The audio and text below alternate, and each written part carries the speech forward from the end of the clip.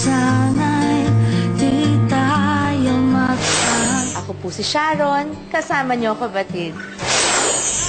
mabuti na ang buhok ko.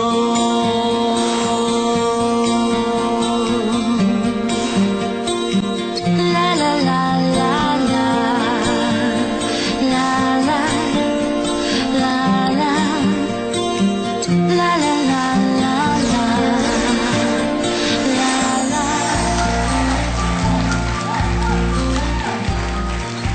Ang paggamit ng ating mga talento ang isa sa mga paraan para kumita ng extra. Pero bukod po sa kanyang talento, itong ating magiging panauhin po ay may something extra din po na inilalagay sa kanyang mga paintings.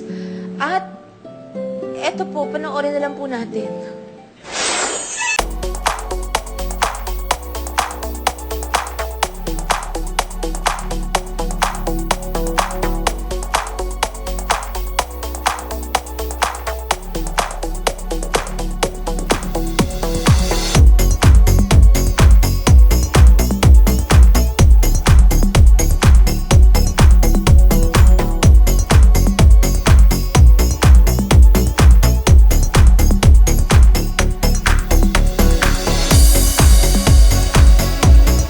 Ang sariling buhok at dugo niya.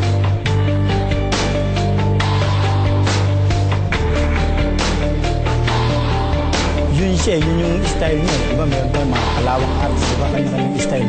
So, yun yung ginamit niya sa sarili niya. Kasi, pinaliwanag niya naman yun ako na. Kaya nakikita naman namin, kasi pag sarili mong dugo, ibig sabihin, may pagmamahal ka sa painting mo. Kasi, mismo dugo mo na tapos yung buhok mo.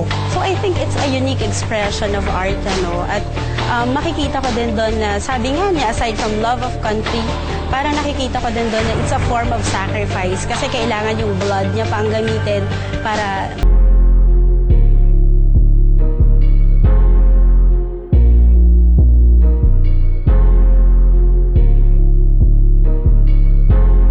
Kailan niyo po naisipang gamitin ang dugo at saka buhok? High school pa ako noon nung nagsimula. Magkano po ang kinikita niyo sa isang masterpiece na ginagawa niyo po gamit ang dugo? Di tayo magbago. Kasama ko na po ang pintor na pawis at literal na dugo ang ginagamit sa kanyang pagpinta. Wala pong iba kundi si Elito Villaflor Circa. Hello! Si Amang, ano po ang tawag sa inyo? Amang Pintor. Ito po ang mic natin. Amang Pintor. Ayan, si Amang Pintor. Ay, paano po kayo nahilig sa pagpinta? Unang-una po. Nung bata kasi ako sa amin na ang ano lang kasi ng bata, ng libangan lang kasi paglalaro ng mga larong Pinoy ba. Opo. Tapos nung hanggang sa siyempre kailangan mo maglibang. So ang nakahiligan ko na yung pagpipinta. Tapos nakikita ko yung view ng bayan namin. Opo. Saan po kayo nakakakuha ng pintura? Nung bata ko, ang gamit ko pa noon kasi baryo kasi. Opo. Wala pang pintura sa amin nung panahon na yun. So, mga ang ginagamit dahon po? ko, yung mga uling, uling sa kalan. Pang sketch, pang yun ang charcoal. ginagamit ko. Yeah, Yes, opo. charcoal. Pero hindi nyo po na-try yung gamitin yung mga dagta ng, let's say, bulaklak ng bougainvillea o o dahon po. Nasubukan nyo rin po. Nasubukan ko rin yun kasi yung wall namin sa bahay. Pagka uling at saka yung mga dahon ba ng mga puno ang ginagamit ko para lang makabuo ng isang painting noong bata ko. Gayang-gaya nyo po yun. Pito po kayo magkakapatid, di po ba? Pang ilan po kayo? Pinakabunso. Naku, pinakabunso. Ayan, hindi na po kayo nagawang pag-aralin daw ng inyong mga magulang sa dami ninyo. Lahat po sila ba nakapag-aral? Pwera kayo? Or ilan po kayong hindi nakapag-aral? Actually, meron din nakapag-aral na ilan sa amin. Pero kasi yung buhay namin noon talagang kakagaling kasi namin sa lumang bayan, lumikas kasi pinalubog yung bayan namin. So wala kaming anumang pinagkukuhanan ng kabuhayan noon. Opo, dahil nag-uumpisa kayo uli, parang Yes, ganun oo. po. Nagtampo po ba kayo sa magulang nyo kahit paano at di po nasustentuhan ng pag-aaral? Hindi naman kasi di ko pa alam ang ano noon eh. Unang-una, hindi ko alam kasi kung ano yung mga gamit talaga na ginagamit ng pisang pintor. Saka, so, walang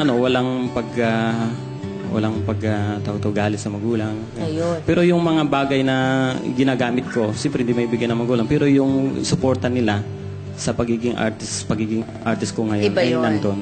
Ayun. Kaya mahalaga sa magulang talaga na ina-appreciate nila yung bawat gawa ng kanilang mga anak. At ini-encourage nila. Yes, Tinutulungan nilang mabuo yung talentong Tama yun. Paano po kayo nakapagtapos ng inyong pag-aaral?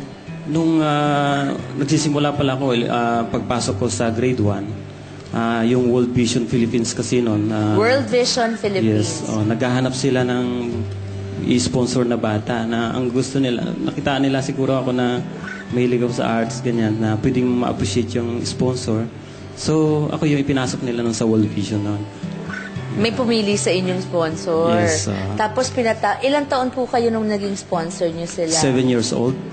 7. Hanggang college pinatapos nila Yes, kayo. hanggang ngayon, nakakausap ko pa sila sa internet, gano'n, sa email. Nagsusulatan din po kayo Pero matanda noon. na sila hanggang ngayon. Di pa kami nakikita hanggang ngayon. Sa Australia sila. Australian po sila. Hindi ko pa nakikita hanggang Nakakatuwa. ngayon. Pero sa picture nakita ko, pinapadala sa akin, pati yung anak ko kasi kilala na nila, gano'n. So, walang buwan na hindi o walang araw na hindi sila sumusulat sa akin hanggang ngayon. Oh my goodness. Yung World Vision po, napakagandang organisasyon na dapat nating talagang tulungan. Kasi sa halagang ngayon, sa halagang 600 pesos bawat buwan, makakapagpaaral po kayo at makakatulong sa isang bata. Actually, kahit saan, pero sa Pilipinas, 600 pesos a month. Ngayon po. Nakita ko kasi yung kagandahan ng sponsor na yon. Kaya nung tumanda na ako at kaya ko ibalik na ngayon sa mga bata, tinuturo ko sa kanilang libre din. Kung minsan pupunta ako sa mga bari-bari, nagtuturo din ng arts. Ganun. Ang ganda, grabe. Ang galing ng World Vision talaga. Dito naman tayo mapunta. Of course, nakakapinta ka kahit anong medium ang gamit mo. Mapa-oil, mapa-watercolor, di ba? Pero bakit dugo ang naisipan yung gamitin? Hindi lang dugo, pati buhok. Ayan, bakit po? At saka paano po yun? Paano yun? You use it as ink? Yung buhok po? Yung una kasi noon, high school ako nung gusto ko kasi parang yung aking puso mismo, ganyan. Ako mismo, yung katawan ko, gusto nakikita. Saka parang feel ko na sa akin yun. Ako ito. Sa akin to, gawa ko to. Parang gano'n, di ba? So, mahalaga kasi yun. At isa pa, iniisip ko na kasi ito, parang ito na yung pamana ko hindi lang sa aking pamilya, kundi parang pamana ko na rin sa Pilipino, yung history ng Pilipino. Kumbaga, Pilipino ako. Yes, so itong pamana ko dugong na ito. Pinoy, itong buhok ko, ang Yes, DNA ko nandito. yes, Di ba? Pinoy ako. Saka isa pa yun, isang paraan ng ikaw talagang gumawa, authentication. Di ba? Ang galing. Oo nga. So, kailan niyo po naisipang gamitin ang dugo at saka buhok? High school pa ako noon nung nagsimula. Paano po ang ginagawa ninyong pagkolekta sa dugo? Nung panahon na yun, kasi wala pa yung mga high-tech na gadget noon. May high-tech na po ba ngayon? Yung para diba, sa yung diabetic? yes, Yun. Pero so, dito nyo po kinukuha sa finger. Magkano po ang kinikita nyo sa isang masterpiece na ginagawa nyo po gamit ang dugo? Pareho rin po ba ng paggamit ng paint? Sa ngayon, ang blood kasi sa akin, kung sa akin manggagaling, Mas mahal yun. iniaalay ko siya sa pamilya ko pansamantala ngayon. Pero lahat ng mga painting ko, kung mapa-oil siya, acrylic siya, lahat yung blood signature. Kasi yun nga, sabi ko nga, Yung signature nyo, blood. gusto ko part ako ng painting ko parang gano'n. Yung buhok po, saan po ginagamit? Paano po? Yung sa buhok, parang gano'n din siya, pero Gugupit po hindi kayo? lahat kasi ng oras, puro blood ang pwede mong ilagay sa painting. Kaya ang pag commercial, yung naibibenta siya, Opo. yung buhok ko yung nagiging texture ng aking painting. Gano'ng karami pong buhok kunyari? Sana pala may sample tayo. Depende sa laki. Depende sa laki. Pero naman siya, hindi naman masyado makapal kasi. Yung mga kasing laki po ng TV, pag ganyan. Yan, yan.